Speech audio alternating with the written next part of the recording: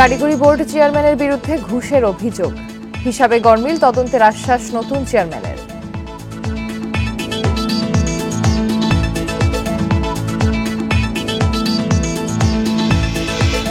প্রধানমন্ত্রী ও কাতারের আমিরের বৈঠক সকালে, সই হবে চুক্তি সমঝোতা, মুক্ত বাণিজ্য চুক্তি চান ব্যবসায়ীরা।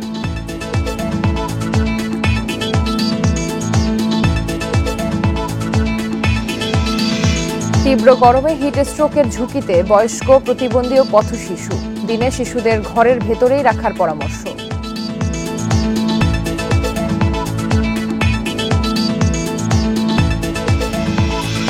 তাপমাত্রার সাথে পাল্লা দিয়ে বাড়ছে বিদ্যুতের চাহিদা, লোডশেডিংয়ে ভোগান্তি, উৎপাদনে অর্থ সংকটের দাবি।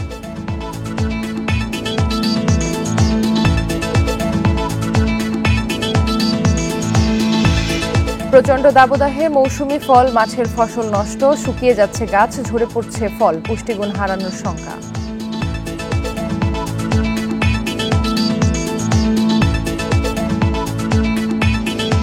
স্বাগত ইন্ডিপেন্ডেন্ট সংবাদে, আপনাদের সাথে আছি আমি জান্নাতুল ফেরদৌস টুবা এবং আমি রাকিব আহমেদ। এতক্ষণ শিরোনাম শুনছিলেন, এবার যাব পুরো খবরে। কারিগরি বোর্ডের চেয়ারম্যান আলী আকবর খানের বিরুদ্ধে 20 লাখ টাকা ঘুষের অভিযোগ উঠেছে। প্রতিষ্ঠান পরিদর্শনের নামে ঘুষ নেন কর্মকর্তারা। এছাড়া অপ্রয়োজনে কর্মশালা ও বৈঠক আয়োজন করে সম্মানী নেওয়ার অভিযোগও রয়েছে। আয় ব্যয়ের হিসেবেও গরমিল পেয়েছে মন্ত্রণালয়। নতুন চেয়ারম্যান অধ্যাপক মামুনুল হক দায়িত্ব নিয়েই বললেন, সব অনিয়ম দুর্নীতির তদন্ত হবে, অভিযুক্তদের বিরুদ্ধে নেওয়া হবে ব্যবস্থা। জাল সনদ ইস্যুতে আলোচনায় কারিগরি শিক্ষা বোর্ড, সরিয়ে দেয়া হয়েছে চেয়ারম্যান আলী আকবর খানকে। গ্রেপ্তার হয়েছেন তার স্ত্রী শেহলা পারভিন ও কয়েকজন কর্মকর্তা। এখন বেরিয়ে আসছে আরও অনিয়ম দুর্নীতির তথ্য। অভিযোগ আছে প্রতিষ্ঠান পরিদর্শনের নামে ঘুষ নেন কর্মকর্তারা। চেয়ারম্যান নিজেও নিয়েছেন 20 লাখ টাকা ঘুষ, যেই অভিযোগ জমা পড়েছে মন্ত্রণালয়ে। আমি মনে করি যে এদের একটা সুষ্ঠু তদন্ত সাপেক্ষে যারা সাথে জড়িত কঠিন বিচারের আওতায় আনা হোক এবং কারিগরি বোর্ডটাকে ঢেলে সাজানো হোক। কর্মশালা ও বৈঠক করলেই সম্মানী পান কারিগরি বোর্ডের কর্মকর্তারা। সেজন্য অপ্রয়োজনে দিনে একাধিক অনুষ্ঠানে অংশ নেন তারা। এছাড়া কারিগরি বোর্ডের আয় ব্যয়ের হিসাবেও গরমিল পেয়েছে মন্ত্রণালয়। তবে এসব অভিযোগ অসত্য বলছেন আলী আকবর খান। এর সম্পূর্ণ মিথ্যা, বানোয়াট এবং তারা পরীক্ষা কেন্দ্র লিখে এটা করছে। এদিকে বোর্ডের নতুন চেয়ারম্যান জানান, জাল সনদ চিহ্নিত করার কাজ চলছে। প্রতিষ্ঠান পরিদর্শনের ক্ষেত্রেও স্বচ্ছতা আনা হবে। সিস্টেমটা আমাদের ব্যাকআপটা আমরা চেক করবো, আমরা ফরেনসিক অডিট করব, যাতে করে জাল সনদের তালিকাটা বেরিয়ে আসে। এসব বিষয়ে শিক্ষা মন্ত্রণালয় বলছে, কারিগরি বোর্ডের কর্মকর্তাদের অনিয়ম দুর্নীতি তদন্ত করে কঠোর ব্যবস্থা নেওয়া হবে। কারিগরি শিক্ষা বোর্ড এখন একটা গুরুত্বপূর্ণ ট্রানজিশনের ভিতর দিয়ে যাচ্ছে। আরও কোনো অনিয়ম আছে কি নেই, সবকিছুই আমরা খতিয়ে দেখব।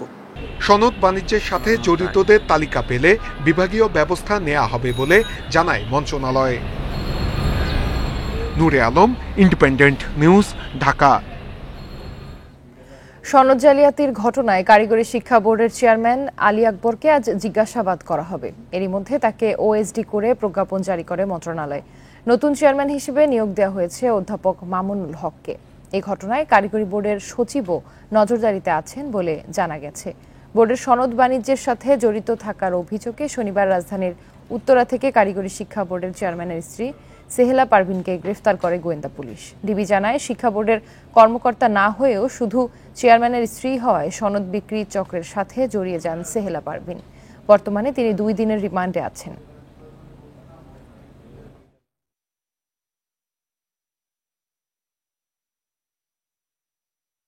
যাদের নামে এসেছে তাদেরকে প্রত্যেককে আমরা পর্যায়ক্রমে ডাকবো। আগে আমাদেরকে একটু বোর্ডের যে সাবেক চেয়ারম্যান, যিনি তাকে গতকাল ওএসডি করা হয়েছে, আপনারাই বললেন এখন, তাকে আমরা আগামীকাল ডাকবো। তার সাথে কথা বলার পরে তারপরে আরও যারা আছে, যাদের নাম এসেছে, তাদের আমরা ডাকবো, তাদের সাথে কথা বলবো।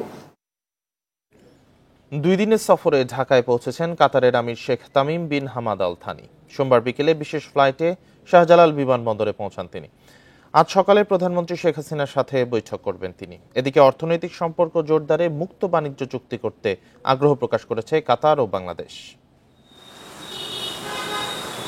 19 বছর পর কাতারের আমিরের বাংলাদেশ সফর, এ নিয়ে রাজধানী জুড়ে ছিল নানা প্রস্তুতি। সোমবার বিকেলে হযরত শাহজালাল আন্তর্জাতিক বিমানবন্দরে কাতারের আমির Sheikh Tamim bin Hamad Al থানিকে স্বাগত জানান রাষ্ট্রপতি মোহাম্মদ শাহাবুদ্দিন। এ সময় তাকে গার্ড অফ অনার দেয় সশস্ত্র বাহিনী।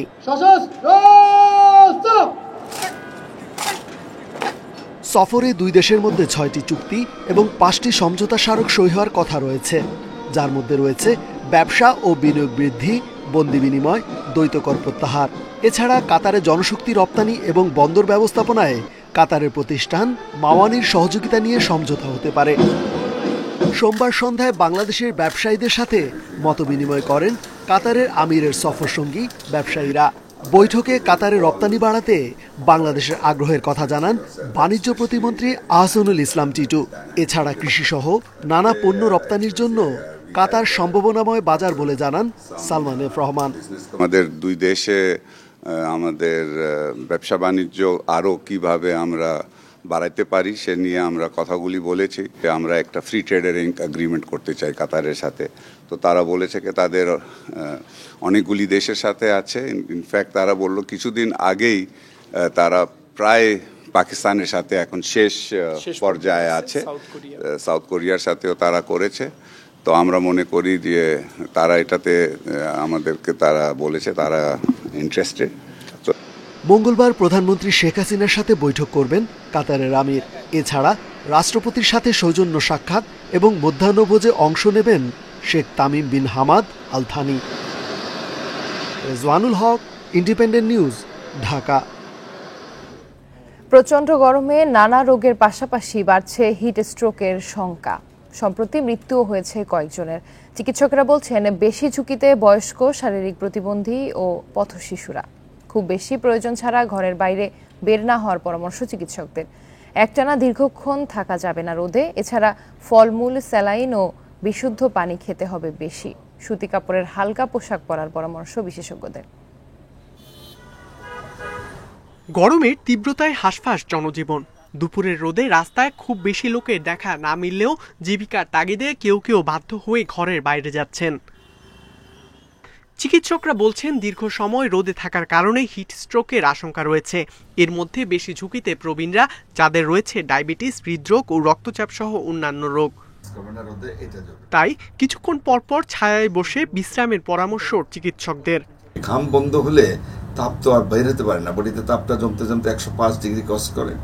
রোগীর দেখা যায় মাথা ঘোরা, মাথা ব্যথা, দুর্বল, ক্লান্তি, টায়ার্ড, বমি বমি ভাব। এক পর্যায়ে রোগী কিন্তু অজ্ঞান হয়ে যায়।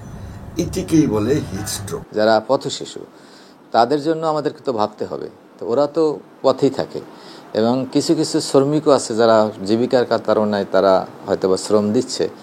এই শিশুগুলা কিন্তু রোদের ভিতরে কাজ করার থেকে বিরত রাখতে হবে, কারণ তাদেরকে ছায়ায় বসে কাজ করতে হবে।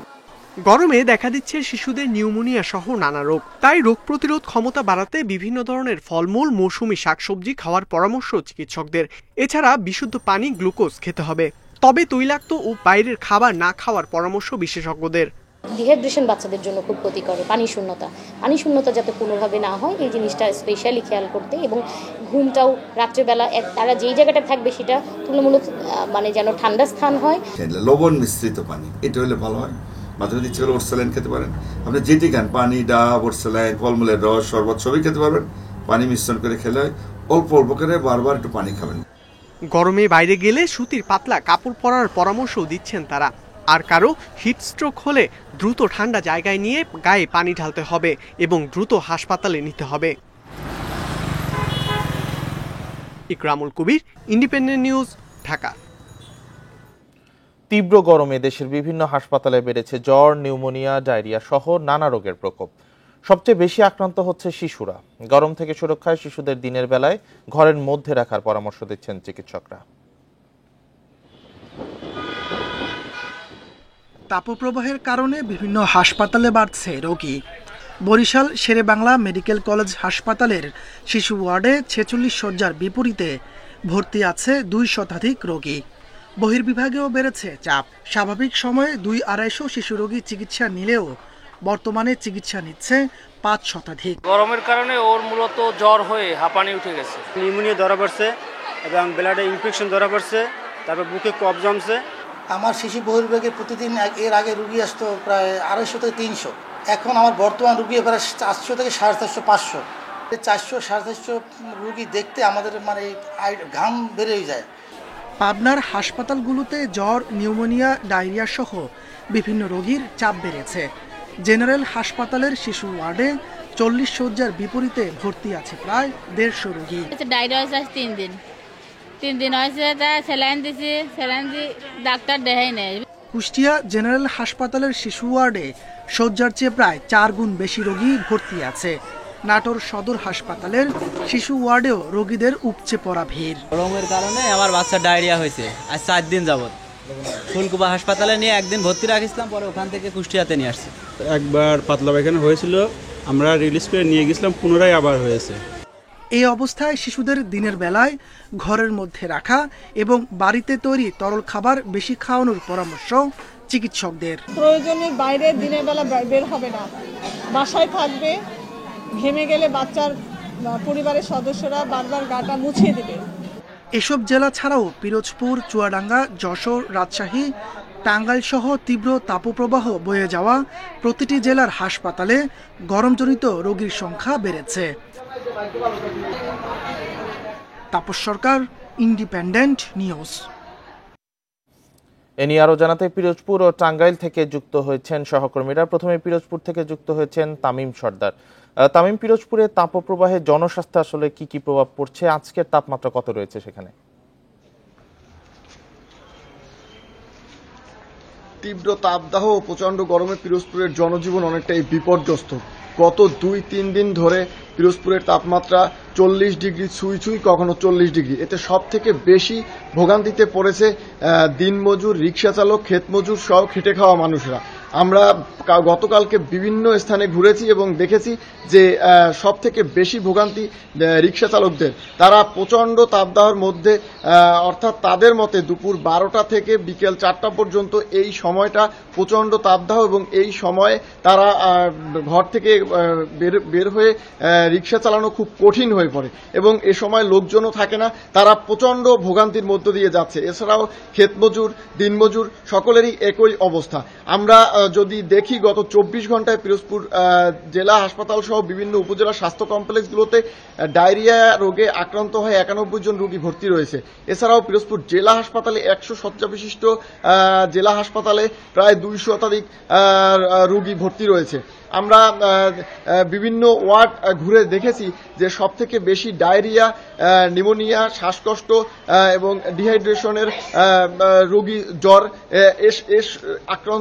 জ্বরে আক্রান্ত রোগীর সংখ্যাই বেশি। তবে ডায়রিয়া এবং শিশু ওয়ার্ডে রোগীর সংখ্যা সব থেকে বেশি দেখা গিয়েছে। আমরা কথা বলেছিলাম পিরোজপুরের সিভিল সার্জনের সাথে, তিনি জানিয়েছেন যে পিরোজপুরে জেলা হাসপাতালে রোগীর সংখ্যা ধারণ ক্ষমতার চেয়ে প্রায় দ্বিগুণ। তবে ডাক্তার, নার্স পর্যাপ্ত চেষ্টা করছেন এবং তাদের কাছে পর্যাপ্ত ঔষধ, খাবার স্যালাইন, আইভি স্যালাইন রয়েছে। তবে তারা রোগীদের সর্বোচ্চ সেবা দেওয়ার চেষ্টা করেছেন। তবে সিভিল সার্জন আরও জানিয়েছেন যে তাপমাত্রা এভাবে বৃদ্ধি থাকলে রোগীর সংখ্যা বাড়বে। তবে সেক্ষেত্রেও তারা আসলে বিভিন্ন উপজেলা স্বাস্থ্য কমপ্লেক্স এবং জেলা হাসপাতালে সেবা দেওয়ার জন্য প্রস্তুত আছেন। এই ছিল আমার কাছে তীব্র গরম এবং প্রচন্ড তাপদাহের পিরোজপুর থেকে সর্বশেষ। তামিম, আপনি সাথেই থাকুন। এবার টাঙ্গাইল থেকে যুক্ত হয়েছেন সহকর্মী মামুনুর রহমান। মামুনুর, টাঙ্গাইলে তাপমাত্রা কেমন রয়েছে এবং এই তীব্র তাপদাহে গরম থেকে বাঁচতে আসলে কি নির্দেশনা দেওয়া হচ্ছে? তাপমাত্রা কিছুটা কমতে শুরু করেছে। আমি যদি গত এক সপ্তাহের কথা বলি, টাঙ্গাইলের সর্বোচ্চ তাপমাত্রা 40.02 ডিগ্রি সেলসিয়াস পর্যন্ত উঠেছিল, কিন্তু গতকালকে আবহাওয়া কর্মকর্তার কাছ থেকে আমরা যে তথ্যটি পেয়েছি সেটা হচ্ছে 39.06। অর্থাৎ তাপমাত্রা কিছুটা কমতে শুরু করেছে, কিন্তু গরমের যে অনুভূতিটা সেটা কমেনি। আমি এর সাথে যোগ করি সেটা হচ্ছে যে তীব্র তাপদাহে কিন্তু জেলার বিভিন্ন হাসপাতালগুলোতে রোগীর সংখ্যা অনেক বৃদ্ধি পেয়েছে। আমি যদি একটু দর্শকদের দেখানোর চেষ্টা করি, এখন আমি আছি টাঙ্গাইল শেখ হাসিনা মেডিকেল কলেজ হাসপাতালে। এই হাসপাতালে উপচে পড়া ভিড় যদি বলি বা গাদাগাদি করে চিকিৎসা নেওয়ার কথা যদি বলি, তাহলে সেই অবস্থা কিন্তু এই মুহূর্তে এই হাসপাতালটাতে চলছে। অর্থাৎ বিছানা না পেয়ে বিপুল সংখ্যক রোগী কিন্তু এভাবে নিচে ফ্লোরে থাকতে হচ্ছে, কেউ বারান্দায় থাকছে, কেউ মেঝেতে থাকছে, বিভিন্ন ভাবে কিন্তু রোগীদেরকে এভাবে চিকিৎসা নিতে হচ্ছে। তীব্রতা গরমের ভিতরে এভাবে চিকিৎসা নিতে কিন্তু রোগীরা অনেক সমস্যায় পড়ছে। আমরা রোগী এবং তাদের স্বজনদের সাথে কথা বলে যতটুকু জানতে পেরেছি, এই তীব্র তাপদাহের কারণে যেসব রোগ বেড়েছে তার ভিতরে প্রধানত হচ্ছে ঠান্ডা, জ্বর, নিউমোনিয়া, শ্বাসকষ্ট, ডায়রিয়া এবং বদহজম, এই রোগগুলি বেড়েছে। আর তার প্রভাব কিন্তু হাসপাতালগুলোতে পড়েছে। এখন যে শুধুমাত্র এই হাসপাতালটাতেই বিষয়টি তেমন না, টাঙ্গাইলে 250 শয্যার হাসপাতাল এবং বিভিন্ন উপজেলা স্বাস্থ্য কমপ্লেক্সে কিন্তু একই অবস্থা বিরাজ করছে। এই মুহূর্তে টাঙ্গাইল এই শেখ হাসিনা মেডিকেল কলেজ হাসপাতালে ফিমেল ওয়ার্ডে 42 সিটের বিপরীতে 97 জন, আর মেল ওয়ার্ডে 50 সিটের বিপরীতে 80 জন রোগী। বিপুল সংখ্যক রোগীর সেবা দিতে কিছুটা হিমশিম খাচ্ছে এই স্বাস্থ্যের সাথে জড়িত লোকেরা। তবে তারা যেটা বলছে যে যত রোগী আসুক তারা তাদের সর্বোচ্চ চেষ্টা দিয়ে তাদের সেবা দিয়ে যাবে। এই হচ্ছে আমার কাছে টাঙ্গাইল থেকে তাপজনিত রোগীর সংখ্যা বৃদ্ধির সর্বশেষ। পিরোজপুর ও টাঙ্গাইল থেকে জানাচ্ছিলেন আমাদের সহকর্মীরা। উপজেলা নির্বাচনের প্রথম ধাপে মনোনয়নপত্র প্রত্যাহার করেছেন 198 জন প্রার্থী। সোমবার প্রথম ধাপের মনোনয়নপত্র প্রত্যাহারের শেষ দিনে চেয়ারম্যান পদে 95 জন, ভাইস চেয়ারম্যান পদে 79 জন, মহিলা ভাইস চেয়ারম্যান পদে 24 জন প্রত্যাহার করে নেন। ফলে প্রথম ধাপে বৈধ প্রার্থীর সংখ্যা এখন 1588 জন। মঙ্গলবার প্রতীক বরাদ্দ শেষে প্রচারে মাঠে নামবেন প্রার্থীরা। উপজেলা পরিষদ নির্বাচনের প্রথম ধাপে 150 উপজেলায় ভোট গ্রহণ হবে 8 মে। এই নির্বাচনে অতিরিক্ত জেলা প্রশাসকদের রিটার্নিং কর্মকর্তা, উপজেলা নির্বাহী কর্মকর্তাদের সহকারী রিটার্নিং কর্মকর্তা হিসেবে নিয়োগ দেওয়া হয়েছে। আর যেখানে ভোটারের সংখ্যা 5 লাখের বেশি সেখানে একাধিক সহকারী রিটার্নিং কর্মকর্তা থাকবেন। এছাড়া দ্বিতীয় ধাপের তফসিল অনুযায়ী মনোনয়নপত্র দাখিলের শেষ দিন আগামী 28 এপ্রিল আর প্রার্থিতা প্রত্যাহারের শেষ সময় 30 এপ্রিল। তাপমাত্রা বৃদ্ধির সাথে পাল্লা দিয়ে বাড়ছে বিদ্যুতের চাহিদা। বাড়তি উৎপাদনের পরেও লোডশেডিং এড়াতে পারছে না বিদ্যুৎ বিভাগ। শহরে স্বস্তি থাকলেও গ্রামে ভোগান্তিতে গ্রাহক। বিশেষজ্ঞরা বলছেন, বিশ্ববাজারে দাম কম থাকায় বিদ্যুৎ উৎপাদনে গ্যাস ও কয়লার সর্বোচ্চ ব্যবহারে জোর দিতে হবে। তবে প্রতিমন্ত্রী বলছেন, অর্থের যোগানই সংকট মোকাবিলার চ্যালেঞ্জ। দেশব্যাপী বিদ্যুতের চাহিদা ও যোগানের দায়িত্বে থাকা ন্যাশনাল লোড ডিসপ্যাচ সেন্টারের তথ্যমতে গত শনিবার রাত 9টায় দেশের বিদ্যুতের সর্বোচ্চ চাহিদা ছিল 15,750 মেগাওয়াট। ওই সময় উৎপাদন হয় 15,358 মেগাওয়াট। রোববার একই সময় উৎপাদন বেড়ে দাঁড়ায় 15,666 মেগাওয়াটে। চাহিদা ছিল 16,000। লোডশেডিং পর্যালোচনায় দেখা যায়, ওই 2 দিন চাহিদা মতো বিদ্যুৎ পাননি রংপুর, কুমিল্লা ও ঢাকার কিছু এলাকার মানুষ। সবচেয়ে দুর্ভোগে ছিলেন ময়মনসিংহ এলাকার গ্রাহকরা। 2 ঘন্টা পর 100 ঘন্টা লোডশেড হচ্ছে। এই লোডশেডটা দিন দিন কমে যাবে, কারণ সেচের মৌসুমটা চলে যাচ্ছে। আমাদের 200 থেকে 220 মেগাওয়াটের মতো লোডশেড করাতে হচ্ছে বর্তমানে।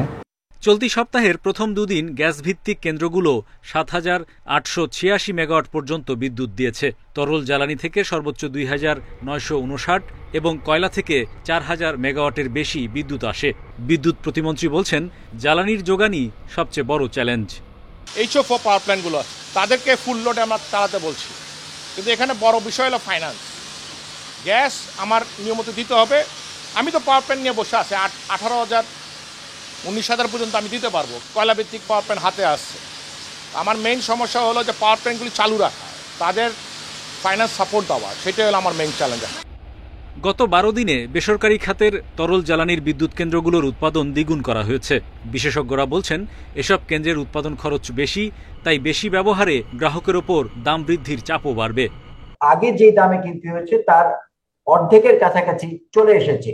সো ওনারা যেন এইটুক মনোযোগী হন যেন গ্যাসের সম্পূর্ণ যতটুকু আমরা ধারণ করতে পারি যেন আসে। একইভাবে কয়লার দামও কম। সম্পূর্ণ আমাদের যতগুলা পাওয়ার প্ল্যান্ট আছে কয়লা ভিত্তিক, এদের জন্য সম্পূর্ণ কমপ্লিটলি ফুল ক্যাপাসিটি চালাতে পারি। সঞ্চালন লাইনের দুর্বলতাও লোডশেডিং এর জন্য দায়ী বলে মত বিশ্লেষকদের। Hari Saha, independent News, Dhaka. দেশের ইতিহাসে সর্বোচ্চ বিদ্যুৎ উৎপাদনের রেকর্ড হয়েছে সোমবার রাত 9টায়। এ সময় 16,233 মেগাওয়াট বিদ্যুৎ উৎপাদন হয়েছে। বিদ্যুৎ ও জ্বালানি মন্ত্রণালয় সংবাদ বিজ্ঞপ্তিতে এ তথ্য দিয়েছে। এর আগে সর্বোচ্চ বিদ্যুৎ উৎপাদনের রেকর্ড ছিল রোববার 15,666 মেগাওয়াট। এর মধ্যে আদানি সহ ভারত থেকে আমদানি হয়েছে 2,300 মেগাওয়াটের বেশি। বিদ্যুৎ বিভাগ জানায়, বর্তমানে দেশব্যাপী চলছে তীব্র তাপপ্রবাহ। তাই জনজীবনে স্বস্তি দিতে নিরবচ্ছিন্ন বিদ্যুৎ উৎপাদনে জোর দেওয়া হয়েছে। বর্তমানে শিল্পে ব্যবহৃত ক্যাপটিভ সহ বিদ্যুৎ উৎপাদনের সক্ষমতা 30,000 মেগাওয়াটের বেশি। তবে জ্বালানি আমদানির সীমাবদ্ধতায় চাহিদা মতো বিদ্যুৎ উৎপাদন ব্যাহত হয়।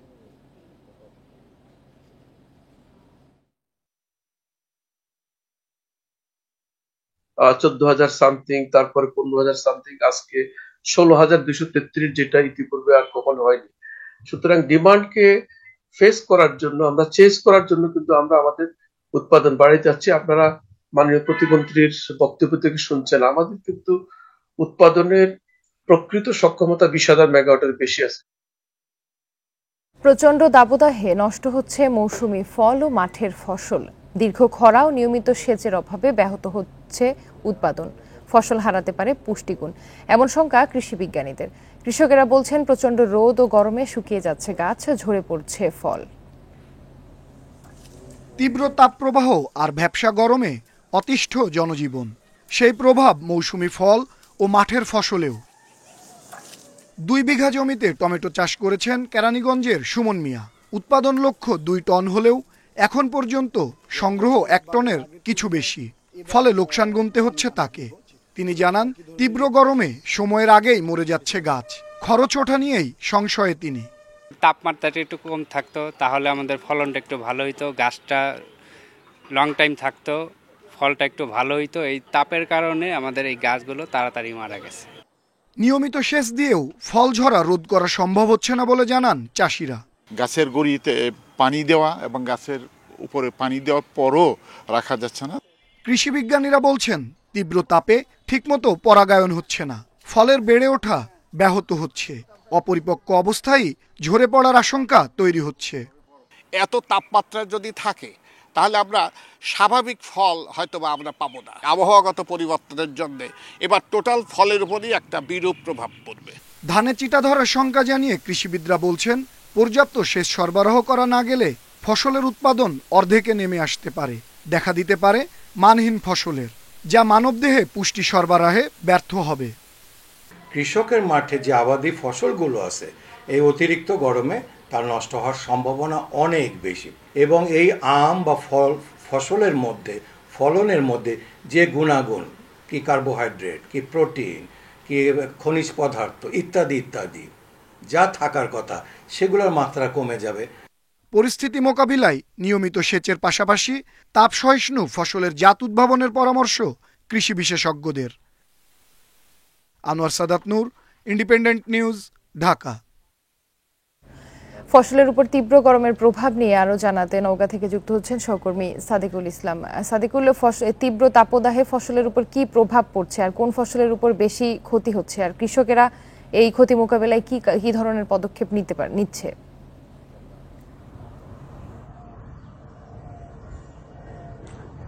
আমি শুরুতে আপনাকে জানাই যে আপনি জানবেন দেশের কিন্তু অন্যতম ধান এবং আম উৎপাদনকারী জেলা নওগাঁ। আমি যদি প্রথমে আপনাকে ধানের কথাটি বলি, আমার সঙ্গে কথা হয়েছে এখানকার কৃষি বিভাগের কর্মকর্তাদের সাথে। তারা যেটি আমাকে জানিয়েছেন যে গত প্রায় 10 দিন ধরে একনাগড়ে তীব্র তাপদাহের কারণে আমরা যেটি লক্ষ্য করছি যে জমি কিন্তু শুকিয়ে যাচ্ছে এবং সেচ কিন্তু দ্বিগুণ সেচ দিতে হচ্ছে। কৃষকরা যেটি জানিয়েছেন যে অনেক ক্ষেত্রে তাদের সেচ খরচ প্রায় দ্বিগুণ হয়ে যাচ্ছে এবং এতে কিন্তু আপনার দেখা যাচ্ছে যে সব জায়গায় কিন্তু পানি সেভাবে সরবরাহ করাও সম্ভব হচ্ছে না। এবং এটির কারণ হিসেবে তারা যেটি বলছেন যে আসলে আপনার বিদ্যুৎ থাকছে না, এবং যখন বিদ্যুৎ থাকছে না সেক্ষেত্রে কিন্তু চাইলেও তারা কিন্তু পানি সেচ দিতে পারছে না।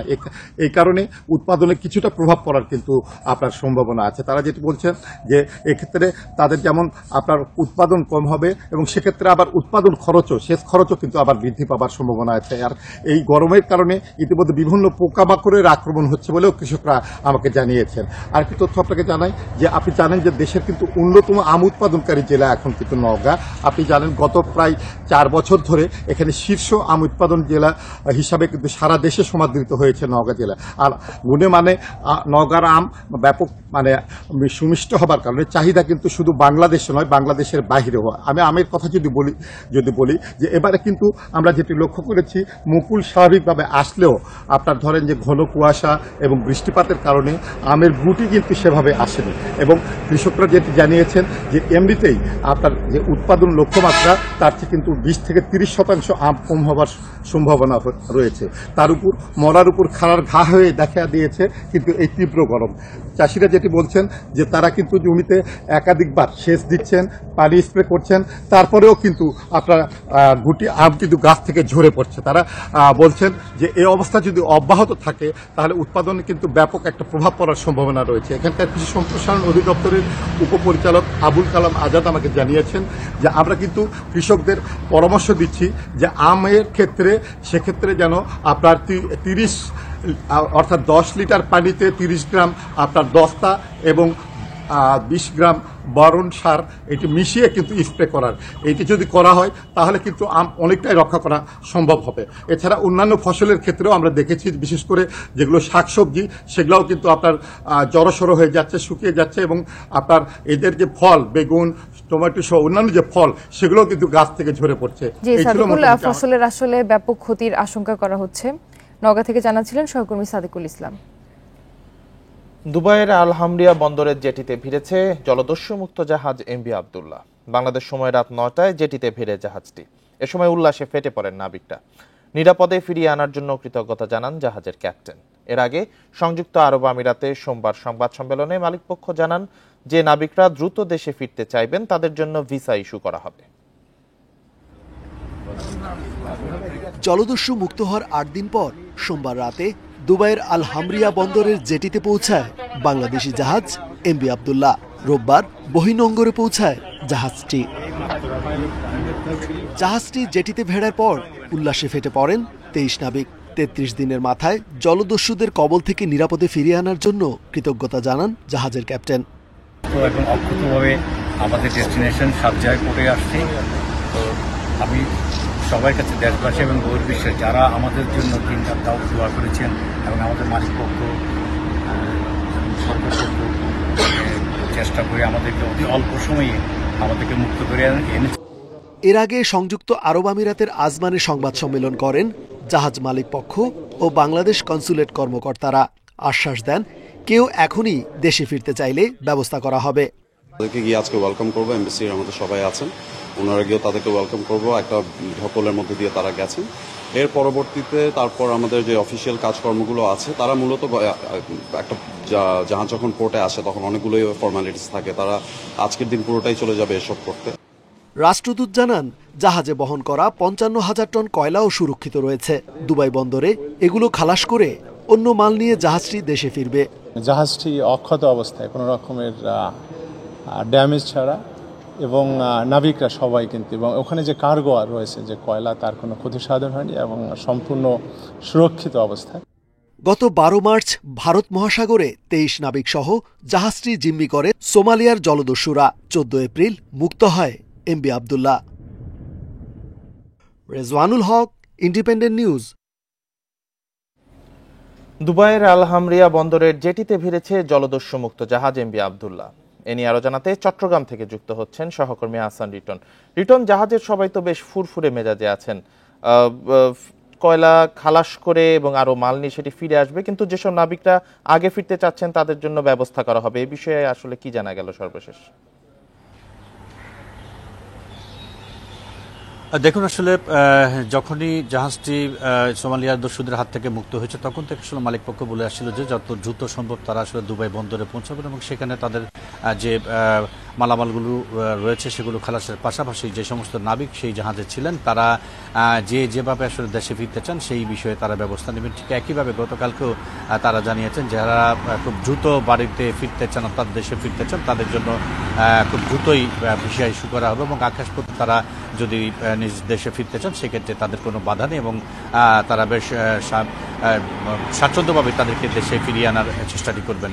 আমরা এখন পর্যন্ত যেটি জানি সেটি হচ্ছে সেই জাহাজে যে 23 জন নাবিক রয়েছেন তাদের মধ্যে 2 জন বেশ আগে থেকেই তারা জানান দিয়ে আসছিলেন যে তারা অতি দ্রুতই তারা দেশে ফিরবে এবং সেই ক্ষেত্রে আসলে আকাশপথ ছাড়া দ্রুত ফেরার কোনো পথ নেই। সঙ্গত কারণে তাদেরকে আকাশপথে পাঠানোর একটি প্রক্রিয়া আগে থেকেই শুরু হয়েছে। পাশাপাশি যে 21 জন নাবিক আছেন তারা সেই জাহাজে যে সমস্ত পণ্য রয়েছে সেগুলো খালাস করে আবার নতুন পণ্য সেখানে লোড করে পরবর্তীতে সেই জাহাজের সঙ্গে আবার তারা 10 দিন বাংলাদেশে ফিরতে চান। সেক্ষেত্রে হয়তো আরও 8 থেকে 10 দিন লেগে যেতে পারে। আমরা আসলে দেখেছি এই জাহাজটি যেদিন 14 এপ্রিল ভোরে যখন এই খবরটি আসে যে সোমালি জলদস্যুদের হাত থেকে তারা মুক্তি পেয়েছে, তখন থেকে দেখেছি আমরা চট্টগ্রামে যে সমস্ত নাবিকের বাসা রয়েছে তারা সেই বাসাগুলোতে এতদিন যে একটি নিষ্প্রাণ অবস্থা ছিল সেইখানে প্রাণ ফিরে এসছে এবং গেল ঈদ এবং গোটা একটি ঈদের মাঝে তারা আসলে একটি উদ্বিগ্ন উৎকণ্ঠার মধ্যে কাটিয়েছে, সেটি অনেকটাই কেটে গেছে। এবং গতকালকে যখন চূড়ান্তভাবে জাহাজটি দুবাই বন্দরে নগর করে তখন আসলে সেই পরিবারগুলো একেবারেই শতভাগ নিশ্চিত হয় তাদের পরিবারের কাছে তাদের স্বজনরা ফিরে আসবেন এবং এই বিষয়টিকে মাথায় রেখে তাদের স্ব পরিবার এখন আসলে উৎসবের আমেজ চলছে। তারা প্রিয়জনকে বরণ করার জন্য সব ধরনের পরিবারগুলোতে আসলে উৎসবের আমেজ চলছে, যেটি খুব ইতিবাচক একটি দিক। আলহামদিয়া বন্দরে যেটিতে এখন জলদস্যুমুক্ত জাহাজ এমভি আব্দুল্লাহ রয়েছে। সবশেষ খবর জানাচ্ছিলেন সহকর্মী আহসান রিটন। সোমবার সড়ক দুর্ঘটনায় 5 জেলায় অন্তত 11 জন নিহত হয়েছে। এর মধ্যে কুমিল্লার দাউদকান্দিতে বাস চাপায় মারা গেছেন একই পরিবারের 4 জন। আর চট্টগ্রামে আলাদা দুর্ঘটনায় প্রকৌশল বিশ্ববিদ্যালয়ের 2 ছাত্রসহ 4 জনের মৃত্যু হয়েছে। এছাড়া ঢাকা, সিরাজগঞ্জ ও গোপালগঞ্জে মারা গেছে 3 জন। সোমবার রাত 8:15টার দিকে কুমিল্লার দাউদকান্দিতে ঢাকা চট্টগ্রাম মহাসড়ক পার হচ্ছিল 4 পথচারী। এ সময় ঢাকাগামী একটি বাস তাদের চাপা দেয়। এতে ঘটনাস্থলে মারা যান তিতাস উপজেলার কদমতলী গ্রামের বাসিন্দা শাহিনুর বেগম ও তার মা দিলবার নেসা। শাহিনুরের মেয়ে সাইমা ও রাইসাকে হাসপাতালে নেওয়া হলে চিকিৎসক তাদেরও মৃত ঘোষণা করেন। সোমবার বিকেল 5টায় রাঙ্গুনিয়া সেলিনা কাদের চৌধুরী কলেজের সামনে চুয়েটের 2 শিক্ষার্থীকে চাপা দেয় শাহ আমানত পরিবহনের একটি বাস। গুরুতর আহত অবস্থায় হাসপাতালে নিলে মারা যান শান্ত সাহা ও তৌফিক হোসেন। ঘুম থেকে হঠাৎ করে শুনি যে আমার বড় ভাই অ্যাক্সিডেন্ট করছে, শান্ত সাহা ভাই। সাথে ছিল আমার আরেক বন্ধু তৌফিক আর একজন জাকারিয়া হিন্দু। তো সাথে সাথে আমরা হসপিটালের দিকে রওনা হই ভার্সিটি বাসে। 2 লেনের একটা রোড, এখানে আপনার শাহ আমানত এবং এবি ট্রাভেলস নামে 2টা বাস খুবই ব্যাপকভাবে চলে। যে কারণে কি হয়, ধরেন কিছুদিন আগেও একটা আপু অ্যাক্সিডেন্ট হয়েছে, কয়েকদিন আগে আমার একটা বন্ধু বাইক অ্যাক্সিডেন্ট করছে। এর আগে বোয়ালখালীতে বালু বোঝাই ট্রাক চাপায় মৃত্যু হয় সিএনজি অটোরিকশার চালক ও এক যাত্রীর। সিরাজগঞ্জে নিয়ন্ত্রণ হারিয়ে গাছের সাথে বাসের ধাক্কায় এক যাত্রী নিহত হয়েছে। গোপালগঞ্জে নসিমন উল্টে মারা গেছেন এক চালক। Sadequr Rahman Siddiqui, independent news. মার্কিন প্রতিষ্ঠান বোয়িং 787 ড্রিম লাইনার উড়োজাহাজে কারিগরি ত্রুটির অভিযোগ আমলে নেয়ার তাগিদ দিয়েছেন বিশেষজ্ঞরা। এ সংশ্লিষ্ট আন্তর্জাতিক সংস্থাগুলো বিষয়টি খতিয়ে দেখবে বলছেন তারা। তার আগে পর্যন্ত বাংলাদেশ বিমানের কিছুই করার নেই। বছরের শুরুতে প্রায় 300 যাত্রী নিয়ে দাম্মামের পথে ঢাকা থেকে ওড়ার 2 ঘন্টা পর ড্রিম লাইনারের উইন্ডশিল্ড ফেটে যায়। মাঝপথ থেকে ফিরিয়ে আনা হয় মার্কিন প্রতিষ্ঠান বোয়িং এর 787 উড়োজাহাজটি। আগেও 2 দফা এমন বিপত্তি দেখা দেয়। বারবার বিপত্তির মধ্যেই নতুন অভিযোগ। এই সিরিজের উড়োজাহাজ মুখ থুবড়ে পড়তে পারে বলে মনে করছেন বোয়িং এর এক সাবেক প্রকৌশলী। নির্মাণ ত্রুটির কথা জানিয়ে ড্রিম লাইনার না ওড়ানোর পরামর্শ তার। I'm not here today because I want to be here. I'm here today because I do not want to see 787 or 777 crash. Aviation বিশ্লেষকরা বলছেন এমন অভিযোগের তদন্ত যত তাড়াতাড়ি হবে ততই মঙ্গল। যত তাড়াতাড়ি সম্ভব একটা মানুষের মনে যে ছোট হলেও যে শঙ্কার সৃষ্টি হতে পারে বা হয়েছে সেটা দূর করে ফেলা উচিত। কেননা আমাদের যেহেতু আমাদের এখানে বিমান ফ্লিটের একটা মেজরিটি অংশই কিন্তু 787 ডি লাইনার, সেটা যে সঠিক নয় এটা এখন বোয়িংকে প্রমাণ করতে হবে। তবে এই মুহূর্তে আন্তর্জাতিক সংস্থাগুলোর দিকে তাকিয়ে থাকা ছাড়া বাংলাদেশ বিমানের তেমন কিছুই করার নেই বলছেন বিশেষজ্ঞরা। তারা মনে করেন বিপদের ঝুঁকি কম থাকলেও বিষয়টি এড়িয়ে যাওয়া যাবে না। যদি সত্যি এরকম কিছু থাকে সেই ক্ষেত্রে ওরা একটা অর্ডিন্যান্স ডাইরেক্টিভস ইস্যু করবে যে এটার জন্য এই ব্যবস্থা তোমরা গ্রহণ করো। সব তাদের যেসব ড্রিম লাইনার্স আছে সবার জন্য সেটা প্রযোজ্য হবে। আমার মনে হয় যতটা আর কি আমরা ভাবতেছি অতটা হয়তো হবে না। অতীতে বোয়িং এর উড়োজাহাজে ত্রুটির অভিযোগ তদন্তের মধ্যেই অভিযোগকারীর রহস্যজনক মৃত্যুর নজির রয়েছে। ইনকোয়ারির এক পর্যায়ে সেই ইঞ্জিনিয়ারকে মৃত পাওয়া যায়। বর্তমানে 1000-এর বেশি ড্রিম লাইনার আকাশে উঠছে। বাংলাদেশ বিমানের হাতে এ ধরনের উড়োজাহাজ রয়েছে 6টি। আল আমিন হক অহন, ইন্ডিপেন্ডেন্ট নিউজ, ঢাকা। শব্দ দূষণে বগুড়া শহরে অনেকেই শ্রবণ শক্তি হারাচ্ছেন। এই তথ্য মোহাম্মদ আলী হাসপাতালের। উচ্চ শব্দের কারণে মৃত্যু ঝুঁকিও তৈরি হচ্ছে। সাম্প্রতিক এক জরিপে এই শহরে বিভিন্ন এলাকায় সহনীয় মাত্রার 20 ডেসিবেল পর্যন্ত বেশি শব্দ শনাক্ত করে পরিবেশ অধিদপ্তর। বগুড়াবাসী এই দূষণ থেকে বাঁচতে সংশ্লিষ্ট দপ্তরের কার্যকর পদক্ষেপ দাবি করছে। বগুড়া শহরের অন্যতম আবাসিক এলাকা নিশিন্দারা। এখানে শব্দের সহনীয় মাত্রা 55 ডেসিবেল। তবে পরিবেশ অধিদপ্তর এখানে 76 ডেসিবেল পর্যন্ত শব্দ নিরূপণ করেছে। এছাড়া হাসপাতাল ও শিক্ষা প্রতিষ্ঠানের কাছে সহনীয় মাত্রার দ্বিগুণ শব্দ থাকে দিনের বেশিরভাগ সময়। প্রত্যেকটা জায়গায় নির্ধারিত মানমাত্রার চেয়ে বেশি মাত্রার শব্দ উৎপন্ন হচ্ছে। আমরা শব্দ দূষণ রোধে আমরা নিয়মিত মনিটরিং করছি এবং মোবাইল কোড পরিচালনা করছি। শব্দ দূষণ নিরসনের জন্য আমরা আমাদের এই ধরনের অভিযান অব্যাহত থাকবে। মোহাম্মদ আলী হাসপাতালের হিসাবে শ্রবণ জটিলতায় চিকিৎসা নিতে আসা মানুষের প্রায় 5% স্থায়ীভাবে শ্রবণ শক্তি হারাচ্ছেন, যার বেশিরভাগই ঘটছে উচ্চ শব্দের কারণে। শুধু রাস্তায় উচ্চ শব্দ নয়, হেডফোনের ব্যাপক ব্যবহারেও ক্ষতি হচ্ছে মানুষের। রোগীরা আসেন শ্রবণ শক্তির সমস্যা নিয়ে, তারা বেশিরভাগই ইন্ডাস্ট্রিয়াল এলাকা কিংবা হাই নয়েজ পলিউটেড এরিয়া থেকে আসতেছেন। তাদের বেশিরভাগ ক্ষেত্রে দেখা যায় যে তারা স্থায়ীভাবে শ্রবণ শক্তি হারিয়ে ফেলছেন। অনেকটা নীরব ঘাতকের মতো কাজ করা এমন শব্দ দূষণ থেকে বাঁচতে চান বগুড়াবাসী। এজন্য সংশ্লিষ্ট দপ্তরের কার্যকর ভূমিকার দাবি তাদের। সকাল 9টায় আছি, রাত 10টায় যাই, কোনো সময় 1 মিনিটের জন্য আমি এই পেঁয়াফু শব্দ বন্ধ পেলাম না। এই জিনিসটা আমাদের প্রশাসনিক দিক দিয়ে একটা পদক্ষেপ নেওয়া উচিত। পরিবেশ অধিদপ্তরের হিসাবে বগুড়ায় সবচেয়ে বেশি শব্দ দূষণ হয় সাতমাথায়। এই বাণিজ্যিক এলাকায় সহনীয় মাত্রা 70 হলেও পাওয়া যায় 96 ডেসিবেল পর্যন্ত। Hasibur Rahman, independent news, Bogura. দখল ও দূষণে অস্তিত্ব বিলীনের পথে হবিগঞ্জের নবীগঞ্জ উপজেলার শাখা বারাক নদী। পৌর এলাকার ময়লা আবর্জনা ফেলায় নদীটি পরিণত হয়েছে ভাগাড়ে। নদীর দুই পারে গড়ে উঠেছে শতাধিক স্থাপনা। নবীগঞ্জ শহরের মধ্য দিয়ে বয়ে গেছে শাখা বরাক নদী। এক সময়ের প্রবাহমান নদীটি দখল আর দূষণে অস্তিত্ব সংকটে পড়েছে। পৌরসভা ও নদীর তীরের মানুষরা সব ময়লা আবর্জনা ফেলেছেন নদীতে। নদীর সীমানায় গড়ে উঠেছে শতাধিক অবৈধ স্থাপনা। নদীটি বাঁচাতে 2020 সালে অবৈধ স্থাপনা উচ্ছেদের সিদ্ধান্ত হয়। তবে 20 থেকে 25টি স্থাপনা উচ্ছেদের পর তা বন্ধ হয়ে যায়। একাধিকবার মানববন্ধন ও প্রতিবাদ সভা করা হলেও নদী পুনরুদ্ধারের ব্যবস্থা নেয়নি কর্তৃপক্ষ। পৌর প্রশাসন পুরো শহর থেকে ময়লা সংগ্রহ করে এনে এই নদীর উপরে ওনারা ময়লার ভাগার বানিয়েছেন। এই নদীটা যদি আবার ভালো হইতো তাহলে হয়তো আমরা আগের মতো আম কাঁঠাল খাইতে পারতাম বা মাছ খাইতে পারতাম। বর্ষাকালে তুই করছে পানিতে, এখন এটা এই মরাখালী পরিণত হয়েছে। গত 2-3 দশক ধরে নদীটির উপর ময়লা আবর্জনা ফেলে নদীটিকে দখল করে এই নদীটির একেবারে অস্তিত্ব মেরে ফেলা হচ্ছে।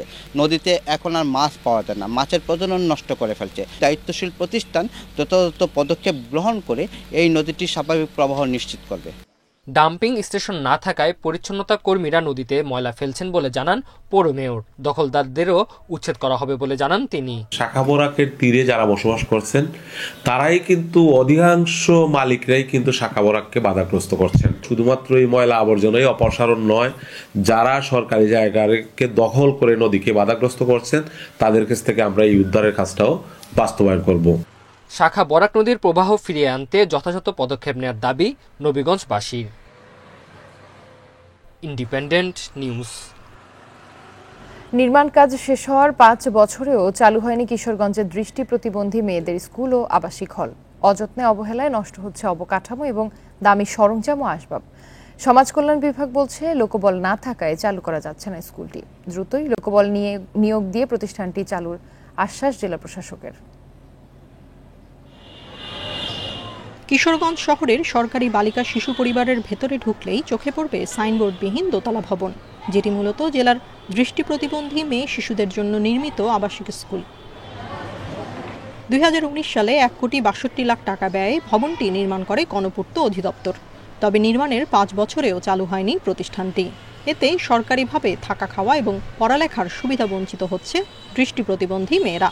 স্থানীয়দের অভিযোগ, এটি চালুর উদ্যোগ না থাকায় ব্যর্থ হচ্ছে মানুষের পাশে দাঁড়াতেই সরকারের উদ্যোগ। 5 বছর ধরে বিল্ডিংটি পড়ে আছে, এর কোনো কার্যক্রম নাই, এটা দুঃখজনক বিষয়। অচিরেই লোকবল নিয়োগ করে এই প্রকল্পটি চালু করা হোক। লোকবলের অভাবে প্রতিষ্ঠানটি চালু করা যাচ্ছে না বলে জানালেন জেলা সমাজসেবা কার্যালয়ের উপপরিচালক। আর জনবল নিয়োগের চেষ্টা চলছে বলে জানান জেলা প্রশাসক। দৃষ্টি প্রতিবন্ধী মেয়ে শিক্ষার্থীদের এখানে অবস্থান করে লেখাপড়া করবে, একটা হোস্টেল, এটি মূলত জনবলের অভাবেই মূলত এটা চালু করা যাচ্ছে না। এটা নিয়ে মন্ত্রণালয়ের সাথে আমাদের পত্র যোগাযোগ হয়েছে, আমি নিজেও কথা বলেছি। আশা করছি যত দ্রুত সম্ভব মন্ত্রণালয় আমাদের আশ্বাস দিয়েছে, তারা লোকবল দিনের সংস্থান হলে আমরা সেটা চালু করবো ইনশাল্লাহ। প্রতিষ্ঠানটি চালু হলে 10 জন দৃষ্টি প্রতিবন্ধী মেয়ে শিশু থাকা, খাওয়া এবং পড়ালেখার সুযোগ পাবে। Independent news. ধান নয়, বাঁশের ফুলের বীজ থেকে তৈরি হচ্ছে চাল। তা দিয়ে রান্না হচ্ছে ভাত, পায়েস। আবার সেই চালের আটা তৈরি করে বানানো হচ্ছে রুটি। অনেক পুরনো এই বিষয়টি নতুন করে সামনে এসেছে দিনাজপুরের ফুলবাড়িতে। এতে এলাকায় তৈরি হয়েছে চাঞ্চল্য। দিনাজপুরের ফুলবাড়ি উপজেলার এলোয়ারি ইউনিয়নের লালদিঘি গ্রামটিতে প্রচুর কাঁটাযুক্ত বেড়া বাঁশঝাড় রয়েছে। এসব বাঁশগাছে প্রায় 40 বছর পর ফুল আসে। সেসব ফুলে ধানের মতো বীজ থাকে। বহু বছর পর গ্রামের বাঁশঝাড়গুলোতে ফুল এসেছে। গ্রামের আদিবাসীরা পুরনো ঐতিহ্য অনুযায়ী সেই বীজ সংগ্রহ করে বিভিন্ন প্রক্রিয়ায় চালের মতো এক ধরনের দানা বের করছেন। তা দিয়ে রান্না করছেন ভাত, পায়েস। আবার সেই বীজের আটায় তৈরি হচ্ছে রুটিও। দাদা, বাপ দাদা 14 গোষ্ঠীতে বলে এলাম, মাত্র বলে 3 বার হয়েছে। এই দে কুটো বানা করে ভাত রাঁধেও খায়, রুটি বানিয়েও খায়। বাঁশের বীজকে মুখরোচক খাবার হিসেবে ব্যবহারে এলাকাতে আলোড়ন তৈরি হয়েছে। আমন ধান, ইরি ধানের যে চালটা আসে তার চেয়ে একটু কম আসে চাউল ওজনে।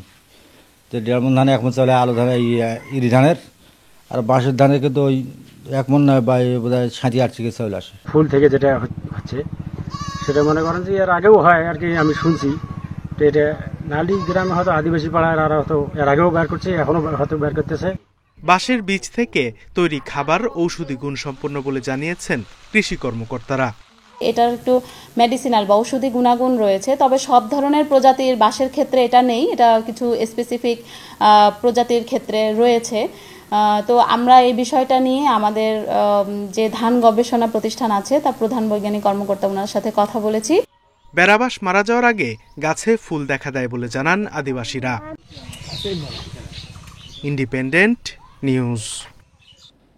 1.5 বছর পেরিয়ে গেলেও মোহামেডান ফুটবলার সুলামান দিয়াবাতের বাংলাদেশের নাগরিকত্ব পাওয়া নিয়ে কোনো অগ্রগতি নেই। বাফুফেও নিশ্চুপ। তবে এসব নিয়ে মাথা ঘামাতে চান না এই মালির স্ট্রাইকার। চলমান প্রিমিয়ার লিগের সর্বোচ্চ গোলদাতা হওয়ার লক্ষ্য দিয়াবাতের। গেল বছর বাংলাদেশের হয়ে খেলার ইচ্ছার কথা জানিয়েছিলেন মোহামেডানের সুলাইমান দিয়াবাতে। বাফুফের সাথে আলোচনাও করেছিলেন মালির এই স্ট্রাইকার। তবে বছর পেরিয়ে গেলেও কোনো অগ্রগতি নেই।